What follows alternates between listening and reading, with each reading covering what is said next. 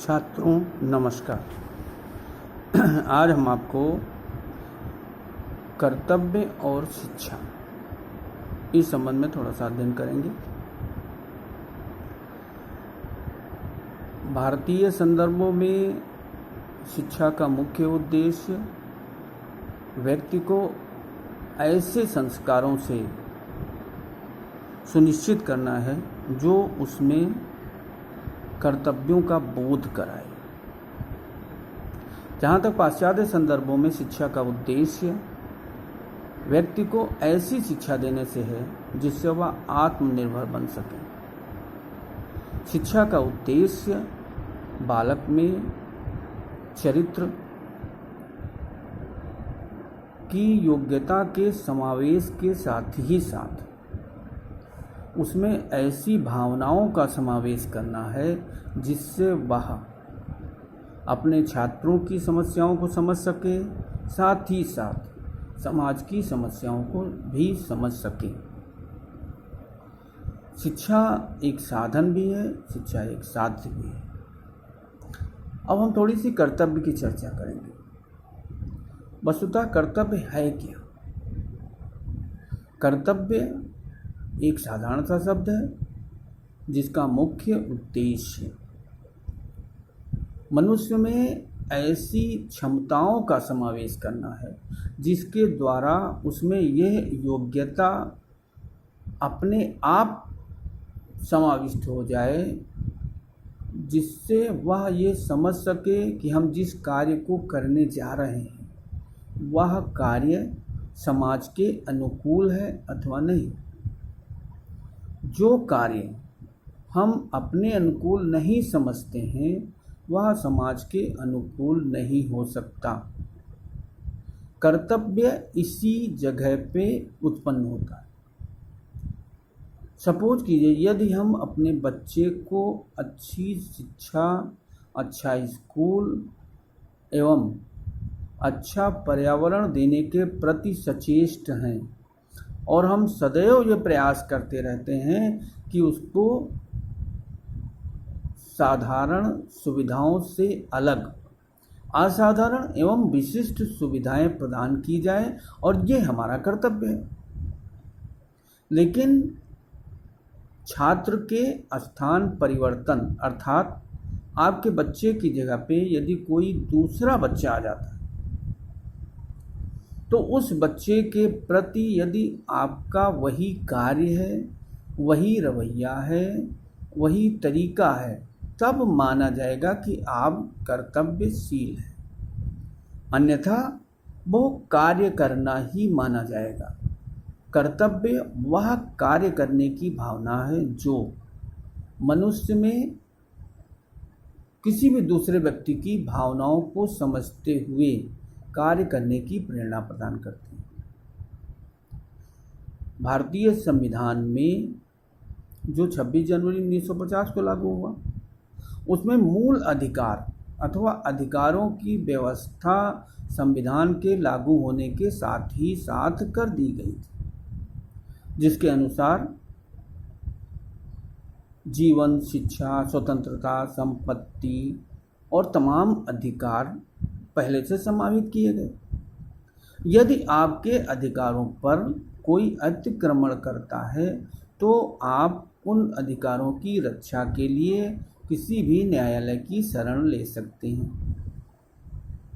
अधिकारों का समावेश संविधान में शुरू से होने के कारण भारतीय जनमानस का प्रत्येक नागरिक अपने अधिकारों के प्रति सचेष्ट हुआ और वह अधिकारों के प्रति ज़्यादा जागरूक।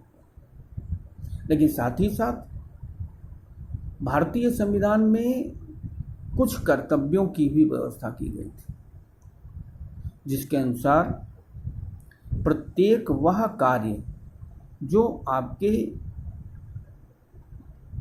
आपके लिए हितकारी नहीं है वह दूसरे के लिए भी हितकारी नहीं होगा। यह सोचकर भी आप किसी भी नकारात्मक कार्यों को संपादित ना करें। शिक्षा मनुष्य में ऐसी योग्यताओं का समावेश करती है जिसके द्वारा वह कोई भी कार्य करे तो उसमें एक आत्मबोध हो, उसमें एक उत्साह हो, उसमें एक साहस हो। कोई भी कार्य जब सकारात्मक भावना के साथ किसी भी छात्र के समक्ष किया जाता है तो वह अपने आप कर्तव्य में परिवर्तित हो जाता है। सामान्य रूप से धर्म को की बात जब की जाती है या पूछा जाता है कि धार्मिक कौन है, तो लोग यह बताते हैं कि धार्मिक वह है जो पूजा पाठ करता है। कर्तव्य के संबंध में विभिन्न दार्शनिकों ने ये कहा है कि धार्मिक वह नहीं है, या विशिष्ट रूप से उसे हम धार्मिक नहीं कह सकते जो केवल पूजा पाठ करता हो और अपने कार्यों का निष्पादन प्रभावी तरीके से ना करता हो। इसे हम इस उदाहरण से भी समझ सकते हैं। यदि आप शिक्षक हैं, किसी दूर दराज के क्षेत्र में हैं, या प्राइमरी स्कूल में हैं, माध्यमिक में है, डिग्री कॉलेज, और आपका क्लास 10 बजे से है और आप 10 बजे तक पूजा करते रहते हैं। पूजा करना गलत बात नहीं है, 10 बजे तक पूजा करते रहते हैं और समय से विद्यालय नहीं पहुंच पाते, तो भारतीय शैक्षिक संदर्भों के अनुसार आप कर्तव्यनिष्ठ नहीं समझे जाएंगे। जैसा कि विभिन्न दार्शनिकों ने, विभिन्न चिंतकों ने यह कहा है कि वर्क इज वर्शिप, कार्य ही पूजा। यदि आप अपने कार्य को सही समय से, सुनिश्चित तरीके से, व्यवस्थित तरीके से करते हैं तो आप धार्मिक अपने आप होते चले जाते हैं। शिक्षा चूंकि इन सारे उद्देश्यों की प्राप्ति का एक साधन है। अगर व्यक्ति शिक्षित होता है तो उससे समाज के व्यक्ति यह अपेक्षा करते हैं कि वह अपने कर्तव्यों का निष्पादन सही तरीके से करेगा, जैसे ईमानदारी, जैसे समय पालन, जैसे निष्पक्षता आदि वह सामाजिक मूल्य हैं जो एक कर्तव्यनिष्ठ व्यक्ति ही सही तरीके से संपादित करता है। जो व्यक्ति अपने कर्तव्यों का पालन प्रभावी तरीके से करता है, निष्पक्ष भाव से काम करता है, वह यह नहीं देखता कि अगले क्या कर रहे हैं। कर्तव्यनिष्ठ मनुष्य की यह विशेष पहचान है कि वह सदैव अपने कार्यों को देखता है। दूसरे क्या कार्य करते हैं हमसे इसे मतलब नहीं है। अपने कर्तव्यों को वह प्रभावी तरीके से निष्पादित करता है और सही तरीके से करता है, तो जिस तरीके से प्रत्यक्ष को प्रमाण की कोई आवश्यकता नहीं। यदि आप काम कर रहे हैं तो आपको किसी के सामने जा करके अपने आप को उपस्थिति संबंधी जानकारी देने की कोई आवश्यकता नहीं, क्योंकि आपका कार्य ही आपकी उपस्थिति को सुनिश्चित करता है। शिक्षा मनुष्य में ऐसी योग्यताओं का समावेश करती है। शिक्षा वह साधन है जो मनुष्य में कर्तव्यों की भावनाओं को कूट कूट कर समावेशित करती है।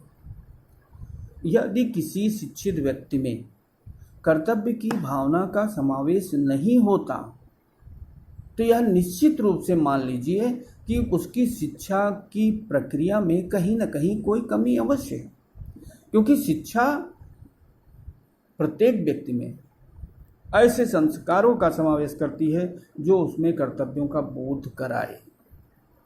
प्रत्येक व्यक्ति का अपना कर्तव्य होता है।